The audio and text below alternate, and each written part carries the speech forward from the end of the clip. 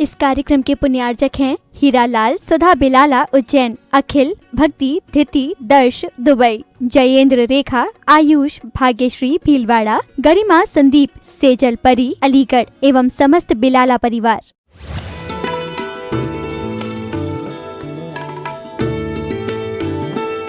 जिसमें मात्र आपके भावों की परिणामों की व्यवस्था बताई है कि आप इस प्रकार के भाव करो, आपको तुरंत ऐसा फल मिलेगा।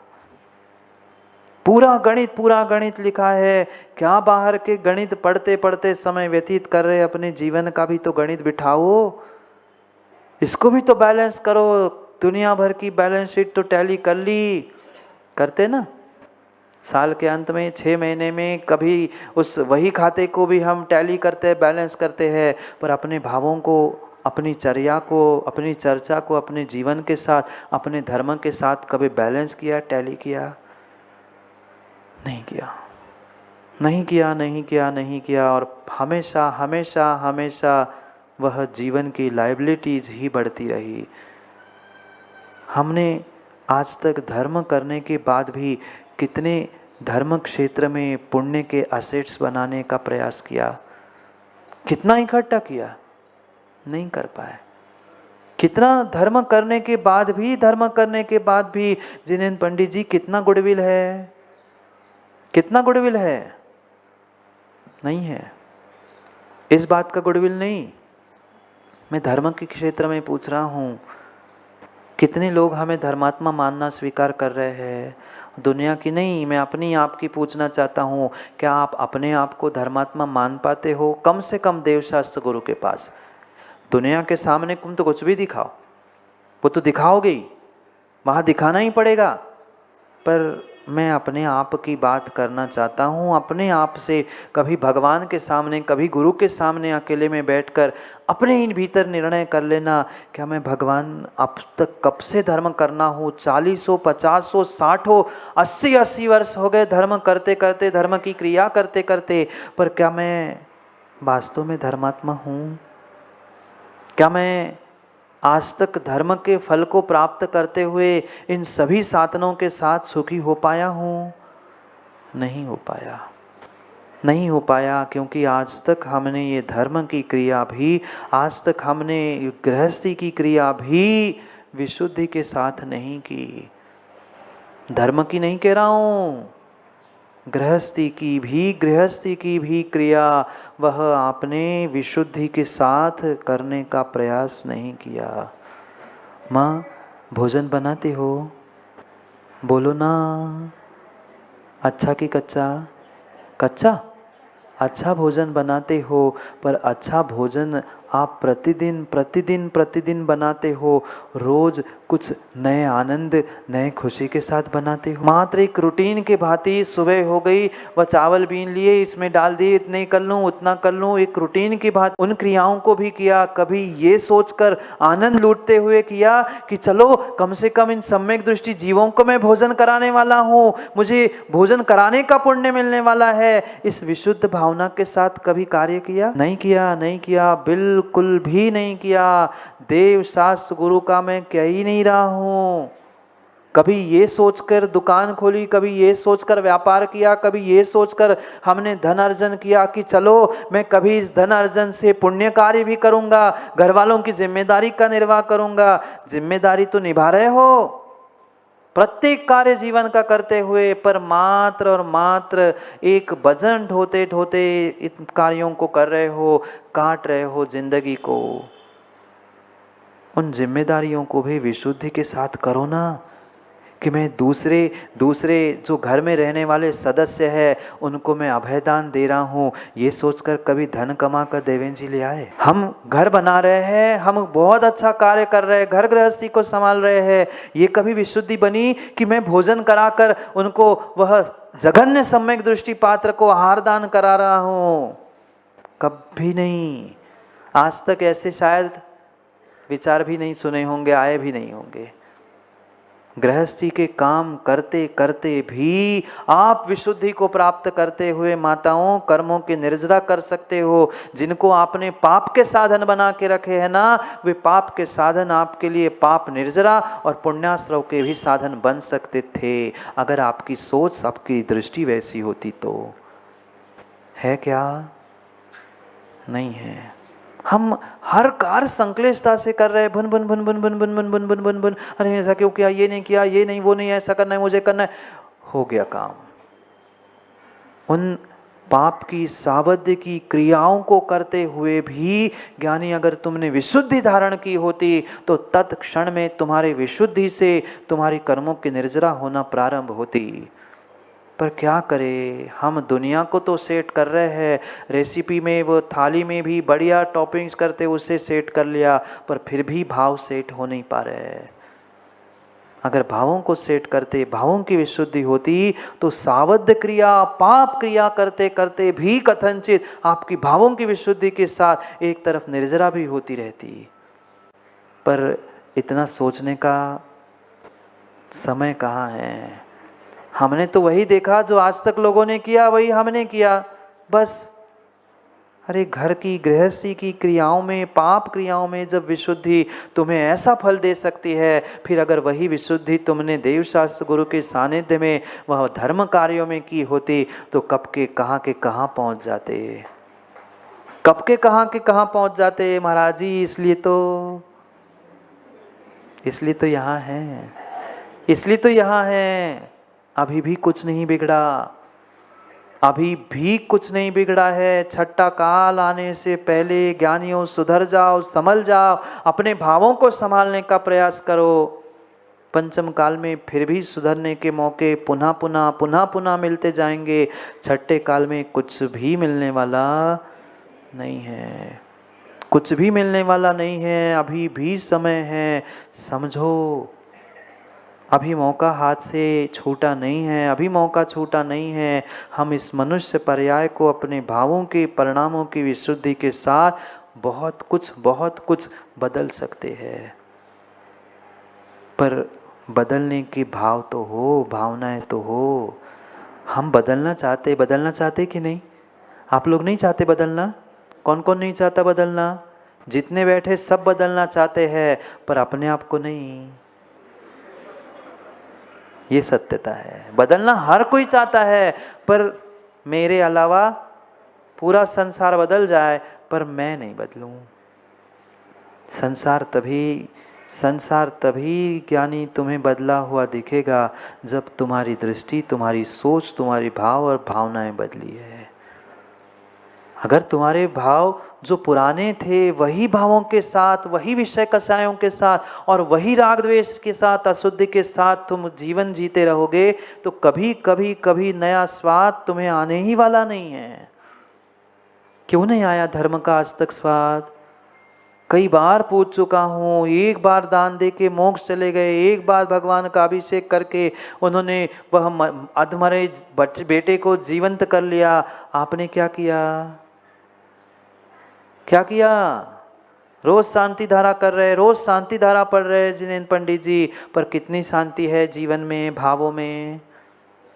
नहीं है, नहीं है, नहीं है। क्रियाओं को छोड़ो मत, ये भी ध्यान रखना। मैं किसी क्रियाओं को छोड़ने की बात करता ही नहीं हो, मात्र तरीके को बदलो। माँ घर में गृहस्थी में उन क्रियाओं को करना ही पड़ेगा, पर कर ही रहे हैं तो सम्यक सोच बनाए ना। हम अपनी भाव और भावनाओं को ये लेकर चले कि हमारा तो पुण्योदय है कि मैं किसी को अभय दान दे रहा हूँ, मैं किसी को आहार दान दे रहा हूँ। मात्र सम्यक दृष्टि, जघन्य पात्र ही सही, पर घर के गृहस्थ अगर देव शास्त्र गुरु को मानते हो, सम्यक दृष्टि नहीं होगे। नहीं मिला उत्कृष्ट पात्र, नहीं मिला। 3 प्रकार के पात्र कहे ना, पिछली गाथाओं में पढ़ा हमने। नहीं मुनिराज रूपी उत्कृष्ट पात्र मिला, पर जघन्य पात्र तो था। व्रती श्रावक भी नहीं मिला, मध्यम भी नहीं मिला, अव्रती सम्यक दृष्टि भी मिला था। उसको दान दे के हम अपने आप को क्यों नहीं धन्य माने? पर ऐसी सोच है ही नहीं हमारी। है ही नहीं है। वह औषध, शास्त्र, अभय, आहार, ये दान श्राव को आप उस सम्यक दृष्टि पात्र को भी देकर अपनी धन्यता प्रकट नहीं कर सकते।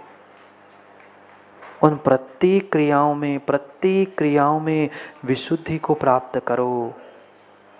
आपकी जितनी विशुद्धि होगी उतना तुम्हारा धर्म मार्ग, मोक्ष मार्ग विशेष प्रशस्त होगा। कोई दूसरे आकर तुम्हें अच्छा बुरा देने वाला नहीं है। देगा कोई? देगा क्या? कोई नहीं देगा। देने वाला होता ही होता तो बुरे दिन किस पे नहीं आए? बुरे दिन किस पे नहीं आए? सब पे बुरे दिन आते हैं। पर बुखारिया जी कितने साथ आए? अपने अपने कहने वाले भी साथ नहीं आते। अच्छे दिनों में तो आगे पीछे करने वाले हजारों सैकड़ों मिलेंगे, पर थोड़े से ही दिन बदलते फिर उनका मुंह बदलने में समय नहीं लगता। दोष उनको मत दो। गलती बिल्कुल उनकी नहीं थी। गलती उनकी थी ही नहीं। गलती आपकी थी। आपने वैसा कर्म बंध पूर्व में किया था, सो आज आपको वह फलीभूत हो रहा है। ये भूल मत करना। कोई आपको धन दौलत देने वाला नहीं है, कोई आपको दुख सुख देने वाला नहीं है। ये मैंने ही आपने ही किए हुए पूर्व भावों का, पूर्व पुरुषार्थ का आज हमें फल मिल रहा है, चाहे सुख रूप हो चाहे दुख रूप हो। न विदेति कोई लच्छी, न विदेति ओयारम, नवी कुणदी कोई ओयारम अवयारम, स्वयं भावम सुहा सुहम लभती। कार्तिकेय स्वामी कहते हैं कोई तुम्हें लक्ष्मी देने वाला नहीं है, ना कोई तुम्हारे पर उपकार अपकार भी नहीं करने वाला। ये जितने भी तुम पर उपकार अपकार हो रहे ना, स्वयं में जो पूर्व में किए हुई आपकी करतूती थी, वह करतूती आज खुल रही है कर्मों के उदय के रूप में। कोई उपकार नहीं कर सकता, कोई अपकार नहीं कर सकता। कोई तुम्हारी निंदा कर रहा है, कोई तुम्हारी बुराई कर रहा है, कोई तुम्हें मार पीट भी रहा है ना, माँ कोई दुख कष्ट भी दे रहा है ना, उनको दोषी मत ठहराओ उनको दोषी। जो कुछ भी पल पल तुम्हारे जिंदगी में जीवन में हो रहा है, ये बिल्कुल तुमने जो पिछली पर्याय में, पिछले दिनों में जो लेखा जोखा बना के रखा था, वह आज उदय में आ रहा है। और आज जो तुम लिख के जाओगे वो आने वाले समय में तुम्हारे जीवन में उदय में आने वाला है। कोई दूसरा मुनीम नहीं है। तुम्हारे वही खाते का हिसाब रखने वाला, तुम्हारे जीवन का हिसाब किताब रखने वाला, ये स्वयं जैसा तुम्हारे परिणाम परिणति मति होगी, वैसे ही तुम्हारी आने वाली गति होगी। किन किन को सेट करते रहोगे? हम अपने भावों के बारे में भी तो सोचे। हम अपने मन के बारे में, अपने जीवन के भी बारे में सोचे। क्यों नहीं सोच पा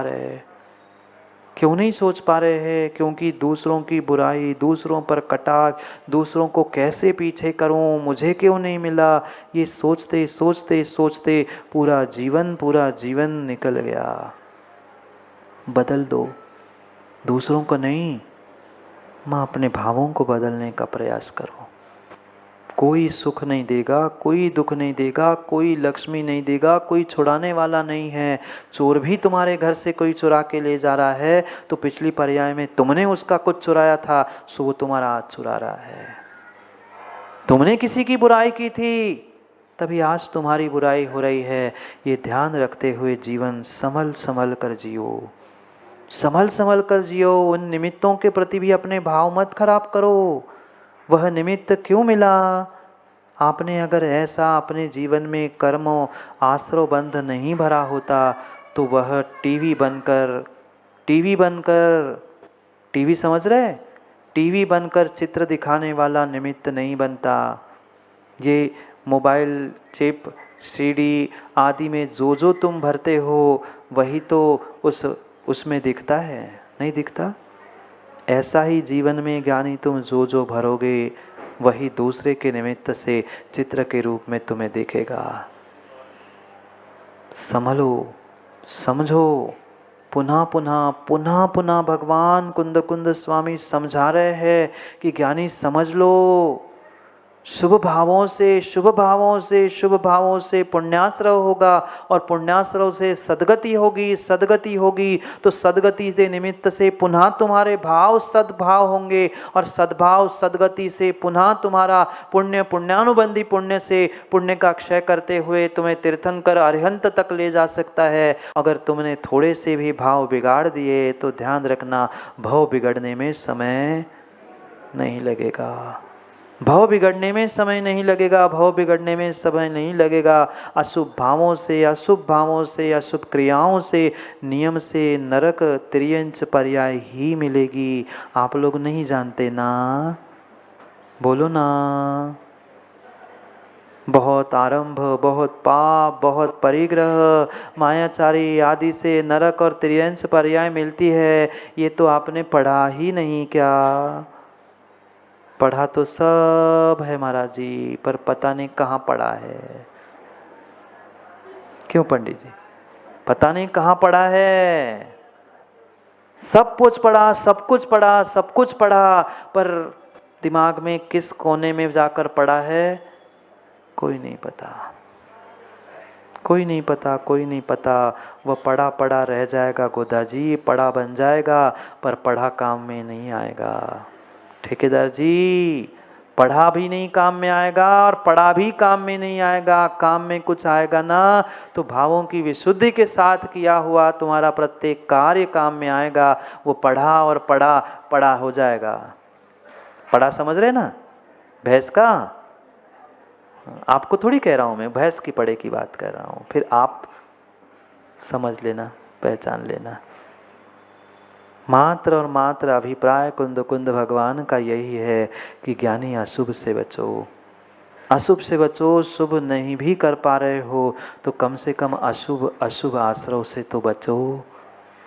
कितना कितना सोच के, कितना कितना सोच सोच के हम परेशान हैं। अधिकांश जीव मात्र अपनी स्वयं के सोच से परेशान हैं, दूसरों से नहीं।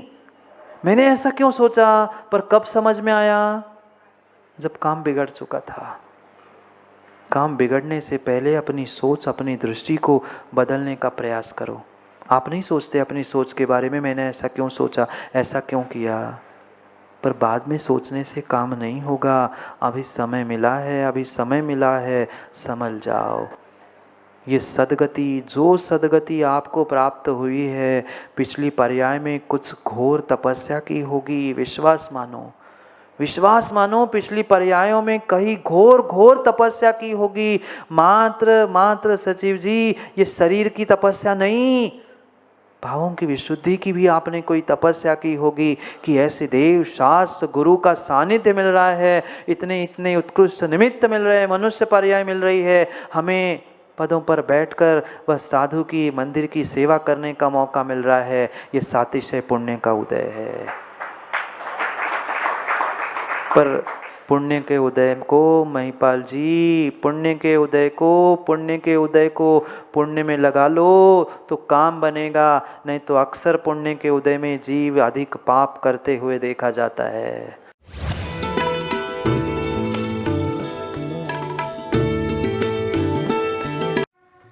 इस कार्यक्रम के पुण्यार्जक थे हीरालाल सुधा बिलाला उज्जैन, अखिल भक्ति धिति दर्श दुबई, जयेंद्र रेखा आयुष भाग्यश्री भीलवाड़ा, गरिमा संदीप सेजल परी अलीगढ़ एवं समस्त बिलाला परिवार।